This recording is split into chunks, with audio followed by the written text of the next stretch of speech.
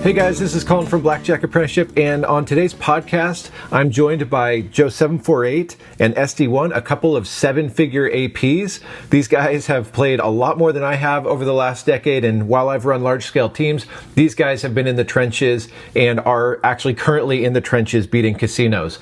We're going to cover things from playing style to when to adjust your bankroll, both when you're winning or when you're losing, AP etiquette when you encounter another card counter, and more. So without any further ado, here's our mailbag episode with BJA104 and SD1.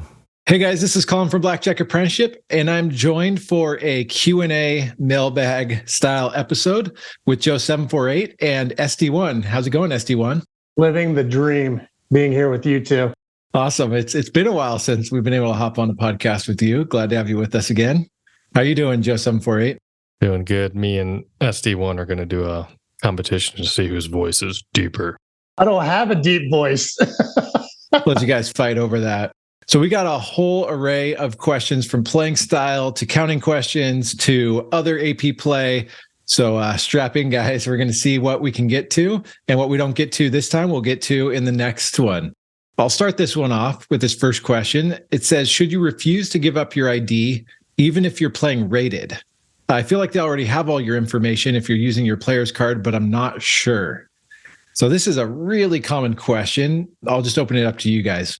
Yeah, I mean, at that point, if you're playing rated, I've always just given the ID at cash out or something to make it easier because they already know everything. So yeah, there's nothing to add to that, really. They already have all your information. So yeah, it's a little bit silly to say if you're playing rated, should you give up ID? They know who you are. But what if you're not playing rated, I guess is the bigger question we get asked all the time. I fight like hell and don't want to give up my ID. Yeah, if I've been in a situation where if I'm not playing rated and then they come over and call me by my first and last name, and let's say I have like 15 grand or something in chips, and I just give up my ID at that point just to make the cash out easier. And I've tried to retroactively like, okay, now that I have to give my ID, can you actually make me a player's card? You know, and then sometimes if they didn't trespass me, if it's just a back off, then they will. And then I'll get the points. And I've gotten like free play in the mail after the fact. So that's worked. But yeah, I've had that same situation where I'm refusing, saying, no, I don't need a player's card. But then when it's a legal reason to give ID, like a CTR, then it's like, well, why don't you make me that player's card anyway? And then get all the perks of a player's card, but definitely I'm not giving ID for no good reason. But it is a little bit weird to say, should you refuse to give ID if you're playing rated? If you're playing rated, they know who you are. All right, next question. How long do you wait after a back off to return to the same casino? Do you remember what Spartan said when he was asked this at a boot camp? yeah, what was that? He said, here in Vegas, the next shift. Yeah, that's right. I thought he said shift. In Vegas, yeah, that's fair. Well, yeah, what do you guys think about this? I wait a lot longer than, a day or a couple of weeks outside of Vegas. Like for me, sometimes I don't even go back for at least a year, but that's more just because I'm not going to be traveling through this certain area at this time. So there's so many other places to play. But I remember talking to Tommy Highland at one of the boot camps, and he was talking about how he passes by this place on his way home in the summer. And one summer, I asked him how many times he got backed off at that place, and he said like 15 times that summer. So, oh, that summer he got backed off 15 times. Yeah, I feel like there's so many casinos, and I'm like Joe. I mean, mine's 6 months to a year. Because there are so many casinos, you're going to a different area. So if I'm going to hit that area again, it's going to be a lot of time. So I feel like this applies more to people in their local area. And one thing I would say about that is it seems like everybody's concerned these days with preserving their local, which fine, I get it. You don't have to travel as much. But if that is your intent, then you need to wait some time before you go back there. Because if you go back the next shift, next week, the next month, you're just burning yourself into their memories and you're really going to smoke the place. But I have a local here that I've been backed off of 5 times. And I go back there like every 6 months and I always get a couple hours in. Yeah, I was going to say kind of similar, like how long is it going to take for them to forget you? Yeah. If it's Vegas, they're going to forget about you really quick because millions of people pass through those casinos every month or every year at least. And so, yeah, they forget about you quicker. If it is your local, it could take a while. I've had the issue, I'm in the Seattle area and we've got tons of casinos, but dealers change casinos and even pit bosses so frequently. I'll show up at a place that I haven't been to in a long time, be like, dang it, that guy works here too. And so even though like maybe I've never been backed off there, which is probably not the case nowadays, but we'll say back in the day, never been backed off there, but a pit boss has moved to this casino and now, but really the question is, how long is it going to take for them to forget? Now with the Tommy situation, he doesn't care. He's driving by it anyway. And so if he can get in a shoe or two before the next back off, then that's great. But if it's that you actually want them to not know who you are, however long you think that'll take, and it depends the size of the casino and kind of how much of a mark you left or how well they knew you. Yeah. And the bottom line is the answer to the question of how long before they forget you, you don't know the answer to that. You'll never know the answer to that. Yeah. But I guess that's at least maybe the assumption you want to start with. There's no magic rule, but if it's this tiny casino in your hometown, it's going to take them longer than if it's a massive casino that it's very easy for them to forget about you. Yeah. It's like I have a dealer friend who works somewhere, and to this day, there's still a picture of me in like their employee break room, but I haven't been there in like 7 years or something. That's hilarious. So you really left a mark. Yeah, you did. I think it was a positive impact. Right. Employee of the month for the 7 straight years. Joe 748. Well, building on that idea of local casinos and longevity, the next question says, should you avoid back counting at your local casinos to improve longevity? You're not playing. Nobody's watching you. You're back counting. You're just like any other person in the casino standing around watching a game. I don't care if you're being seen a lot doing it. It doesn't matter. You're not a threat to them until money is on the table and then they've assessed you're a threat. If you're just standing and back counting, I don't personally think, I know some people have said some things about this, but I don't think that they ever view you as a threat or surveillance, or the pit bosses are ever looking at you other than to go, hey man, you want to play? There's a seat over here trying to get you to lay action down. That's it. Yeah. If you have a micro bankroll too, it's like sometimes you don't have the option. You actually have to back count. But we're talking like a really small bankroll. If you want to be positive, like you can't actually afford to play a $15 minimum the whole entire time. Joe, that sounds so offensive. A micro bankroll. Hey, I started with a micro bankroll. Anyway, I think a lot of us did.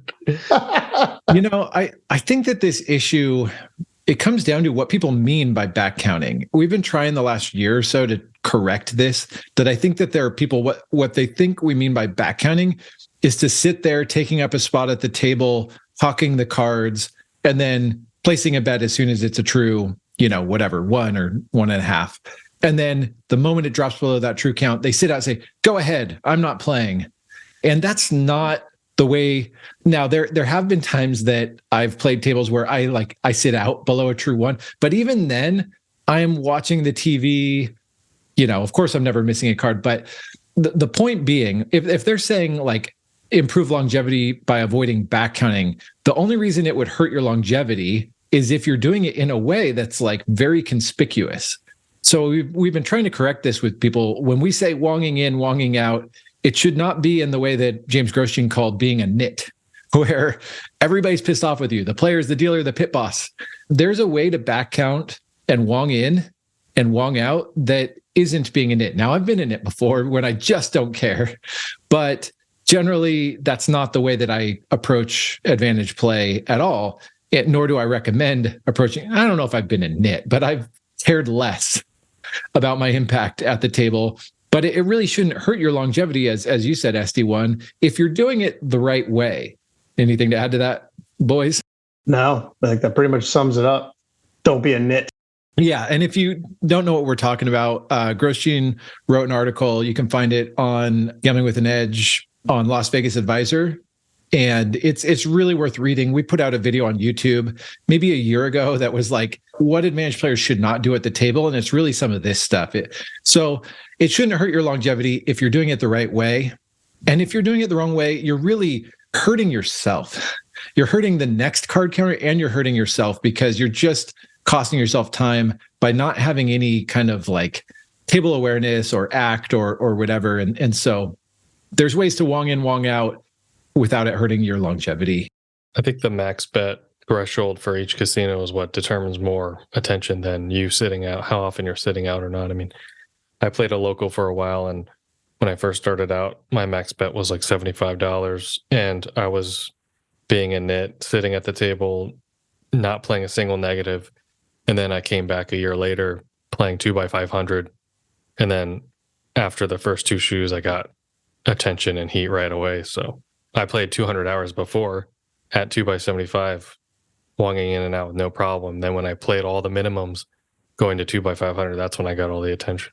Yeah, it's true. But if you're wrestling feather, you can't worry about other players in the sense of like, we have a job to do, but there is a way to not stand out as much with your wonging and back counting and all that stuff. So that sounds like almost conflicting things, but we can't spend the whole time talking about this, but there's ways to conduct yourself that you're not giving up EV, but you're also not just kind of being an ass. Just play it cool. That's the one thing I would say. Just play it cool and act as if. Act like people in the casino. Yes, there you go. All right. Our next question. Is there a way to request a continuous shuffle machine be taken out and a shoe be put in the game? Ooh. I loved this question when I read it. I was like, the set of cojones on you to do this would be kind of awesome. Is there a way? Ask. Good luck. I mean, I don't have any other answer to that. I wouldn't do it. Like, I just wouldn't do it. I've tried a few times. Of course you have. I was in Aruba once, and they only had a continuous shuffle machine. So I went up to the manager and I said, hey, I'm from the US, and I was wondering if you guys have like a real blackjack game, like how they do in Vegas, where it has the actual cards and like like I kept saying how they do it in Vegas, and he was like, why? And I was like, oh, it's just what I'm used to. I just don't know what these machines are. Like, I don't like playing with machines. I just want to play real cards. And he said, where would you go to school? MIT? He's like, why do you want to shoot? Like right away, he was suspicious. So someone definitely was hitting that place before. But I offered to can we do $100 minimum for, a shoe game and things like that? And that didn't work. I was in a place in Europe and I tried the same thing. And I was kind of met with the same response. I was like, they were like, what difference does it make? I mean, it's the same game, isn't it? Same rules. Why do you need it to be out of a shoe? Like, he was suspicious right away. I mean, the only way you're going to make it happen is, to your point, what you did. If you can bet a lot, if somehow you can work in tipping where it's not killing your game in some way. I mean, it's the same way that some places you get a private table. That's the only way it's probably going to happen. But I said, good luck for a reason. And clearly it didn't go well for you. Yeah. I mean, I think you have more of a chance in the US if you play it off. Like you said, play it cool and play this kind of high roller. Like, I want a $100 minimum at least to give me a private table with a shoe. That might work some places. I was going to tell a similar story. I was in another country last summer and I went to a place and the only blackjack table they had, it was a continuous shuffle. And I asked and asked and asked, and they wouldn't do it. I mean, I even played through a shoe to see like how far before they put the cards back in and if there was going to be any other opportunity for advantage play. And there wasn't, and they wouldn't do it. But then I went to another casino and walk in, continue to shuffle. And I said, hey, do you have any non? And they're like, oh yeah, we do. We can open it up for you. And so if you walk in and all you see is CSM, you might as well ask like, hey, are there times that you have not, like, I don't trust these machines. I know that there are overflow pits that open peak hours, especially evenings, so it might be just finding out when they have more, that they're not going to pay for the CSM machine because they're expensive. They're not going to pay for them for these overflow pits. And that's when you can find a standard game. So it doesn't hurt to ask when they might have those open. But yeah, if it's to get them to deal a hand shuffle game at a table that has a CSM there, yeah, good luck. Good luck with that, I guess. That is a good point that you made about the overflow, and maybe they don't have CSMs everywhere that could be on every table. I don't know many people know this. Colin said it's expensive, but they're actually leased. So it's an ongoing expense to the casino. So there might be something to that. Yeah. That's why they sometimes get rid of them after a while, because it's like, this is too expensive. Have either of you two ever heard of anyone getting a count game in Macau? No. All right. Next question comes from BJA member Asil. If you can go back to your first 10 hours, what would you have changed, or how would you have changed, or why would you have changed or modified things now? This is to people that have been playing for quite a while. So I'll open it up to you guys. I would have used some kind of betting software to see that I wasn't playing with like a 90% risk of ruin. That's right. Could you remind people that don't know what happened to your first? Yeah. I was playing on a $5,000 bankroll, and I was doing like 2x500 as my true 4 or 5. And I lost all my money in one night, basically, when I went to the casino on a work trip. And I was so confused because it was like a true 8, and I was doing 2x500 and I lost all my money. I was like, how did this happen? It was a true 8. Like, I should have won every hand. Dude, there's probably thousands and thousands of card counters, in air quotes, card counters, with 5 top bets, How could it happen to me? It was a true 10. I don't really have anything to add to this because I had really good counsel from you two. Both Colin and Joe, out of a boot camp, asked certain questions and got certain answers. And I don't feel like I made any missteps, both because of BJA training and because I had that counsel after a boot camp. So I honestly can't say I would have done something, didn't win. I would have won because I didn't. I got my butt kicked for a long time. But I mean, I really don't have anything to add to that. Well, thanks for teeing me up, boys. Because Joe748 lost $5,000 by not having the proper counsel. SD1 spent $3,000 going to a boot camp and started off the right way. So Blackjack Apprenticeship Boot Camp. Save money to make money. Moving on. How do you get around facial recognition and license plate scanners nowadays? So those are two separate things. We'll try to tackle them both. And how large of a role do they play in reducing longevity for players? So let's start with facial recognition. How do you get around, or how much effort do you guys put into getting around facial recognition software nowadays? I don't put any effort into it. I would say that 98 to maybe even 99% of facial recognition software is garbage. And then there's few spots that actually have really, really, really good facial recognition. You guys just have to remember that it's super expensive to have that software. And getting around it, I think, is negative EV, trying to spend all this time trying to somehow beat something that's pretty daggone good. When it is that level, you can easily just avoid those places and you lose less than 1% of all the casinos out there. That's what I would say when it comes to facial rec. Don't stay up all night about it. It's not that big of a deal.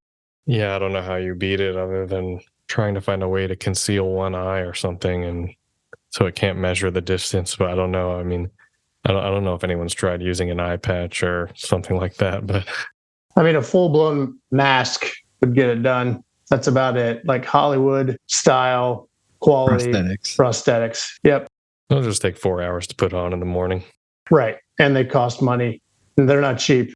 But I do think it's a good point you brought up, SD1. This was an interesting thing to find out from a surveillance connection we have, which is people assume if a casino subscribes to Biometrica that they have the facial recognition software, but that's not true. It's a separate cost that most casinos are not willing to pay for. There are some, and so you could imagine the newer, fancier casinos might be willing to, but it's not very many casinos that are willing to. And you know what?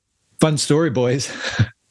I was playing a place that I believe does have this, and I played myself. All I wore was a ball cap, and I played for like an hour, one spot of 50 to 2 spots of 400, no heat, no back off, and ran out of time. I still didn't have any heat. I wanted to stay and play, but I literally had to be somewhere. So even so, they have to choose. There are places that's just scanning every face if you go through the right entrance. Other places, they have to choose to use it. They have to say, hey, let's run this person through our database. And so you already have to be on their radar. You're also not really well known, Colin, so that's probably why you flew That's under the probably radar. it. Yeah. And even those places that have the active facial recognition, I think someone told us that it's only one choke point of the casino because, well, they don't want to spend the money to put those higher tech cameras in every corner and every angle. So if you can avoid the main entrance in some way, that could probably help. What was that movie from 20 years ago with Enemy of the State? Oh, yeah. They showed all the fancy tech and then being able to zero in from the satellites. I walked out of the movie theater like looking everywhere for the next couple of days. Enhance. Yeah. Yeah, exactly. That's I think how we imagine this stuff, and it's not reality. But there's a second one. He talks about the license plate scanners. And again, this isn't every casino, but they exist. I don't know if you guys have any pro tips there. Rent a car, park off site. I don't want to recommend anything illegal, so I won't recommend any of those things, but Park nearby, catch an Uber if you can't or don't want to walk. It costs you a few bucks, $5-10, and protect your license. I mean, they can get the license. I think we've all joked about this before. Like, it's had to have happened where somebody pulls in a rental car that one of us has used to a casino and they immediately get heat because they've recorded that license plate number in their databases. But yeah, I mean, if you're concerned about that, just be cautious about it and have somebody drop you off too. That's never a bad thing. I don't know if anyone's had success with those. There's some companies that are selling some like spray stuff you put on the license plate, and supposedly the cameras, it like blinds the camera and can't see, but I don't know if that actually works. I want what they have in the movie where you hit the button and then it just flips to different plates or nothing, like just a blank. That'd be cool. James Bond stuff. If it's local, then yeah, maybe an Uber. If you're going on a trip, there's rental cars. There's also Turo, which is basically Airbnb for rental cars. I've been real happy with that lately for trips. I've even used it locally. If like my wife was going somewhere that like the day before their trip, the weather totally changed and there's tons of snow and it was like roads will be unsafe without all-wheel drive. So we got a last minute all-wheel drive car just locally. So that's an option. He has a second part, like a follow-up question. He says, it seems like being an optimizer with a more moderate spread in these types of places would maybe keep their eyes off of you. Thoughts on that you're going to not have to worry about facial recognition or license plate scanners by being an optimizer with a moderate spread rather than a maximizer? So my dad used to tell me the only difference between two-wheel drive and four-wheel drive is the distance you have to walk. The same thing goes for optimizer or maximizer. It's just the time at which they look at you, most likely. So you're not beating it. If you drove in your car, they just pick you off 20 hours later, same result. Yeah. The tough thing with this is quantifying it. Like if you say, hey, I'm going to spread half as much and make half as much, can you quantify that you'll last not just twice as long? Because why would you spend twice as much time making the same money? You'd have to quantify you're going to last much more than twice as long. And that's hard to do. It's hard to know, you could get a spread so small, you never get backed off, but then you're not making any money. So of course, the other extreme is also true. If you go from $1 to $10,000, you're like probably not going to last more than one shoe. But just saying like, oh yeah, optimizer, that's worth it is really hard for me to say because there are exceptions like Scott Chow, but most of the people I know that have made the most money were maximizers. If that's the goal, is the money in a shorter period of time or whatever, not spending your whole life making the money. I don't think Joe's ever optimized in his life because he just can't resist putting the money out there. But I have optimized at a few shops, but I don't think I could have just gone in there and quote unquote optimized and just guessed at shorting my spread. I had inside information, several points of very good inside information that allowed me to optimize it. I'm not just guessing like, oh, I'll spread tighter. Well, how do you know that tighter spread's still not above their threshold to make them look at you? You don't. So to your point, it's hard to quantify. So unless you have a lot of inside information, it's sheer guessing game. It is. That's what I just want people to think through. I think there's this thought, optimizer, I'll last so much longer that I'll make more money. And that's hard to quantify. So I just want people to at least pause and say, am I going to last longer enough that it's worth it? Which is not an answer, but there are no like simple answers in a lot of this stuff. No. I'm not suggesting this to anyone, but I'm just wondering if you put a piece of like black electrical tape and like turned a 3 into an 8 or something. License plate? Yeah, like would it trick the license plate reader? And as long as it doesn't show up as a match. Please seek legal counsel before adding electrical tape to your license plate. Just a hypothetical, theoretical question. All right, moving on. BJA member, the Bishop asked on our forum, and some of these we just grabbed, there were good discussions on the forum, so I just pirated them for this because if there are good discussions on the forum, I'm sure people are wondering this stuff. So the Bishop asked to adjust bankroll or not to adjust bankroll. That is my question. It says, say you have a $10,000 bankroll and you win $1,000. What is your bankroll now? So, basically, should you adjust your bankroll after a 10% increase? This is just like one night? 1 hour. I mean, your bankroll is now 11,000. That's true. It's just a lot of statistical noise at that point that, you walked away with being up $1,000. Some of this you just have to create metrics to it. And from personal experience, we'll go the other way with this because I lost almost 40% of my bankroll. I had to readjust my spread and drop down. In terms of, I think I'm comfortable with around that 30 to 35% mark in terms of, okay, I need to adjust down or up. I'm ready to go up here. I'm ready to go down here. Forewarning though, every time you bump your spread, you get killed. Yeah. That's hilarious. I'll tell a couple of anecdotes. One of the MIT teams, they would phone in their results every day. So then someone would enter it all in, and then they'd be told their new betting unit every day. And as far as like optimal betting, that was optimal. In a similar way, my first little blackjack team, it was 3 of us. And we did that not every day, but I think every week. We'd, update our results and I'd be like, all right, now we're using a, $30 unit. Oh, now we're using a $40 unit. Now we're using a $25 unit. Now, that's not really what I recommend because one, it can be a little confusing. Like, wait, what's my betting unit today? Or what, if you're updating it daily, that can be a bit confusing. Secondly, I think just emotionally, it's a roller coaster ride where one day, hooray, I get to bet more. Next day, oh no, I got to bet less. And there's another story though of 2 of the guys that I was on a team with.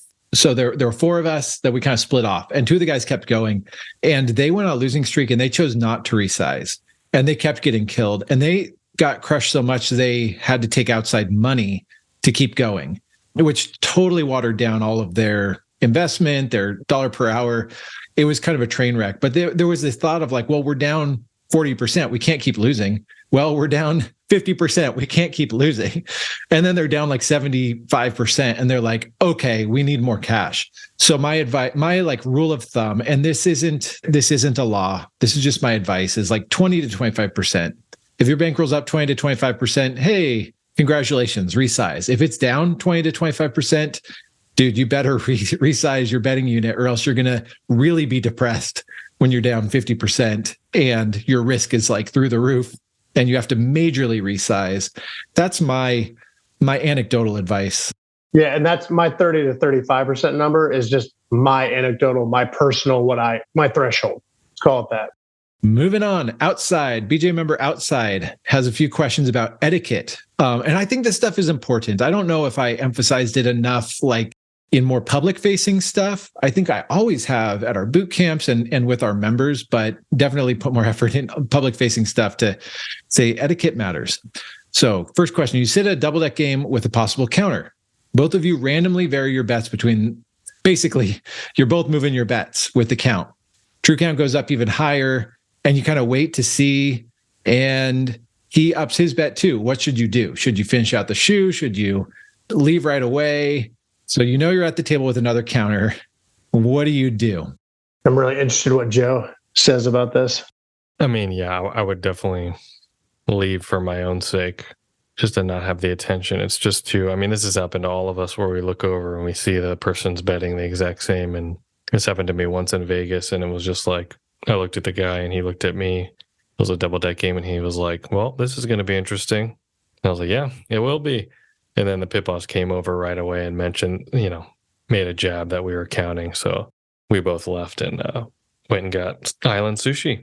Oh, nice. Yeah. Nice. In Vegas. And then we went to this place in downtown Henderson. It was like this tiny place, and played their game and completely destroyed it. Oh, it was fun. If it's still the middle, if it's a positive shoe, you don't have to leave. You could even stay at your lower bet and generate some EV without increasing bets together, and just get through the shoe, generating a little bit of EV if you don't want to look super obvious.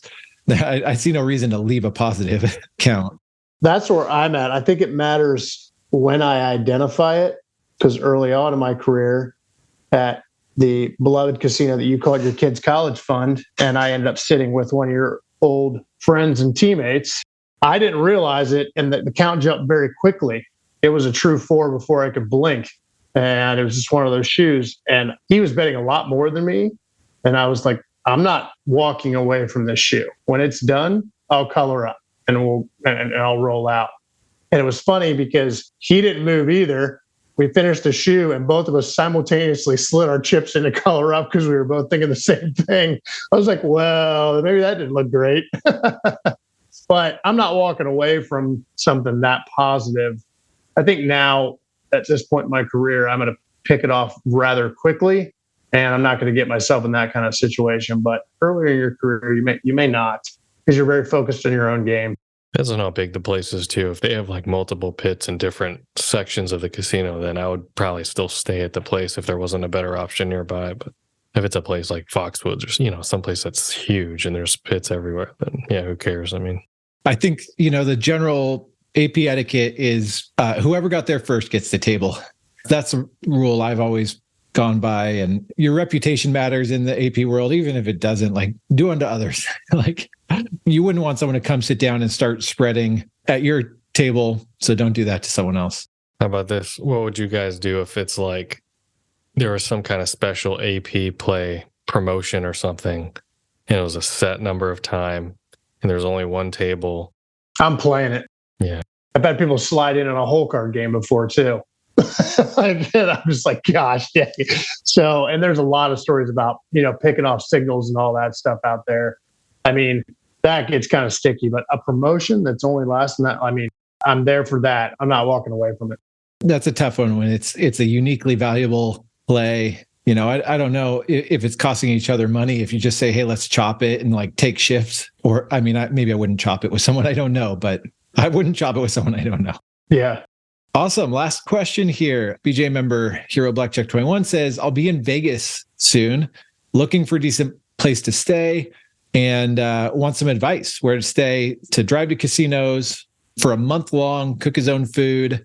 Also, where's the safest place to stay in Vegas? You guys have any advice there? I highly recommend Circus Circus. It's one of the finest hotels in Las Vegas. Oh, Airbnb. I would Airbnb it. If you have comp money, then obviously use comp money, or you have free stays and then just don't play there. But to cook your own food, I think Airbnb is the way.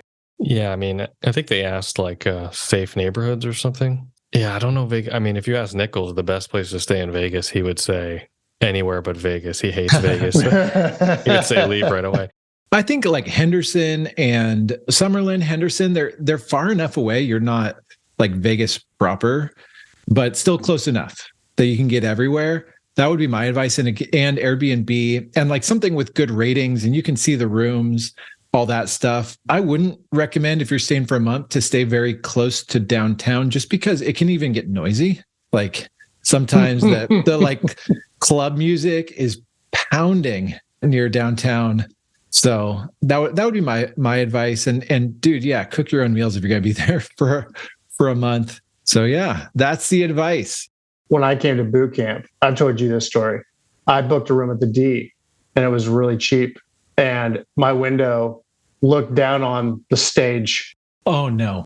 So they were ripping And I'm just like, my God, because I tell any of our students that are at boot camp, I'm like, don't play. You're here to do boot camp. I was like, I'm just going to get sleep. I'm going to go to the second day, refresh. It took me a while to go to sleep. And now I always travel with headphones. Oh man. Yeah. Find somewhere, read the reviews on Airbnb. That's probably the best advice. Awesome. Thanks, guys. Hopefully this is valuable for you all. We'll be back before too long with another set of questions and answers for you all. And in the meantime, check out blackjackapprenticeship.com if you want to take card counting and advantage play seriously.